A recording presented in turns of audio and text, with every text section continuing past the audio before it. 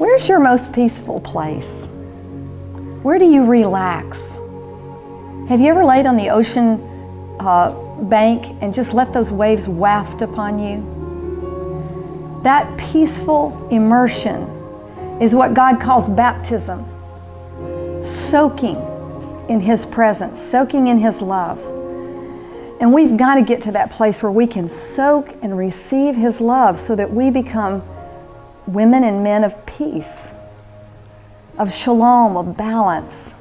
Because in His peace, that's when God speaks to us. He said, my people will dwell in peaceful habitations. I've got a menorah here behind me. This is a symbol of shalom and worship. Wherever you saw a menorah in Israel, that was a place of worship and of balance. I made this one because I'd like to illustrate something about the portions of your spirit and how to connect with God in your own spirit and how to sort of judge yourself to see, am I balanced? So we've been talking about the portions of your spirit, the 7 portions of your spirit that God has developed and He is developing. The prophet, the servant, the teacher, the exhorter, that bright star, the giver, the ruler, and the mercy. 7th day of creation. Notice that the prophet and the mercy are connected on a menorah. 1st and 7 are connected. You also see the servant, day 2 of creation, connected to the ruler. Think about that. What's a prophet? What's somebody who loves truth and speaks truth without mercy and love and compassion? God says they're connected. And some people have really high mercy. Oh, they're just super compassionate. They want to take in everybody and feed the whole world. But it's not balanced with truth. So in our maturity, in our development, we've got to have this balance between truth and love. You've heard that. But you see it right here in the menorah.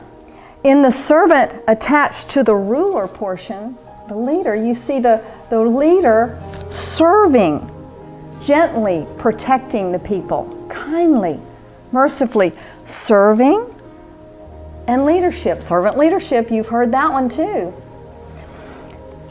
And then we're going to talk next week about teacher and giver and how they're connected, because this is the times and seasons, the right timing for everything. And this is the one who's got all the bread and the good seeds to plant. And they work together, because timing, when you're going to speak the word of life, it gives something wonderful. It's got to be in the right timing. So giving and teacher go together. But think about God making you thoroughly furnished in all of these areas. And what if you, as you study this material, and I've got some I'll send you, think about the joy and the peace it brings as you become secure and confident in your own skin, because you know the right timing to speak. You know how to receive God's love. When you sense some truth about a person, and you may just want to go tell them, you need to get your act together. You need to start doing this. And you need to read 5 chapters of the Bible. You need to know this. Man, we could be a sword that's cutting unmercifully. So consider that God is got the keys to our development.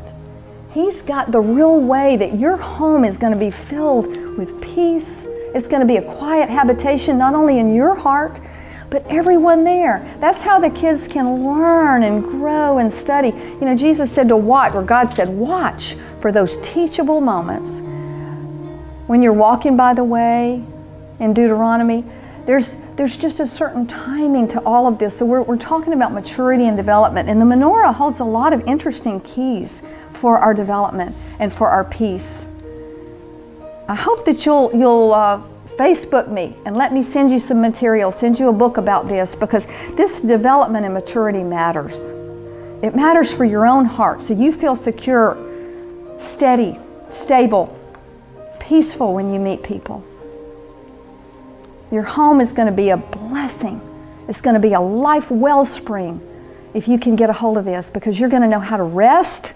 You're going to have such balance and synchronization in your home. You're going to do the 6 days we labor, and one day we all just hang out love one another, eat some food, and rest. Everybody naps.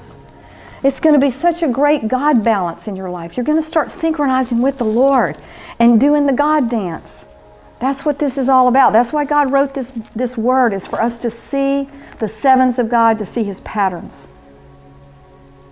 God bless you on your journey. Thank you.